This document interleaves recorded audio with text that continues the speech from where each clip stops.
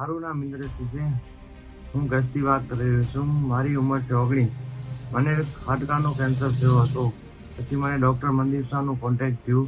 Doctor Mandeep શાહને suggestion કર્યું કે ઓપરેશન કરવું પડશે. ઓપરેશન થયો મારા 24/1/2023ના. 14 મહિના થઈ ગયા ઓપરેશનને. હું હવે નોર્મલ રૂટીન કરી શકું જેમ પહેલાં કરી શકતો તેમ. અને ડૉક્ટર સાહેબનો સ્વભાવ પણ સારો છે. Thank you doctor Mandeep Shah.